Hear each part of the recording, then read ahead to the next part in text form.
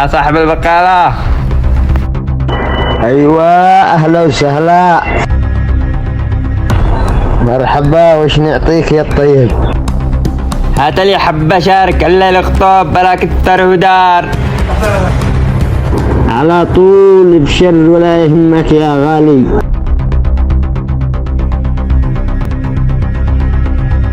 يا ابو فرفور، السودانيين لهم يوم يتحاربوا قاموا اجتهدنا. يا اخي اذا ما استطاعوا يتحاربوا كسلين يقول عندنا نوريهم كيف الحرب. يا اخي عيب عليك، حاسبنا حق الحبة الشراب، ايش فيك؟ يا اخي ما فيش معي بياس، سجلها على الحساب. ايش اسوي لك انا؟ يا اخي انا ما دين، مش معاك بياس اهلا وسهلا، ما معك بياس الله معك. هيا طيب انا بشوف الان رجاله، لو انت رجال يلحقنا، واللي براسك سووه.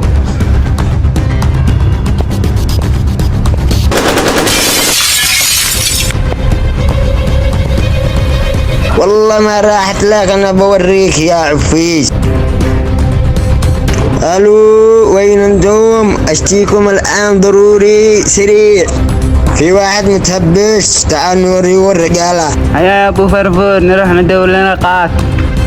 طيب مليك خلينا الحين نريح العفيس ونمشي سوا. العفيس عادة مخزن من امس، يعلم الله وينه، خلاني حان امشي. خلاص الله بيلحق. يلا يا عزام الطاعة، انا امسك واحد انت امسك واحد.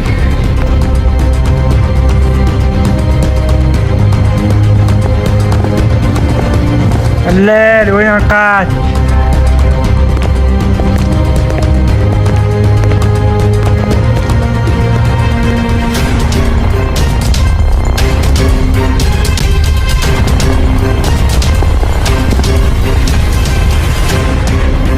منو ذا اللي تهجم عليك وضرب رصاص لداخل المحل؟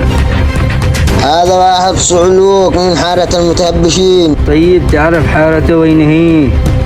ايوه اعرف حارته، انا اعرف. ايوه خلاص هيا نروح له، لازم اليوم نرد حقك. هذا هو اللي قدامكم.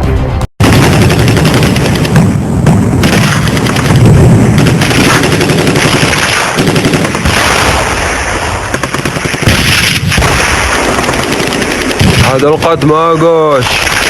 ابو فرفور صوت اشتباكات، هيا نروح نشوف لا يكون العفيس ومن اشتبكوا.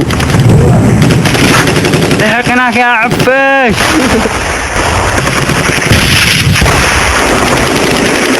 يا عسكري كمل على الذخيرة، قد سقطوا علينا اثنين، هيا ننسحب.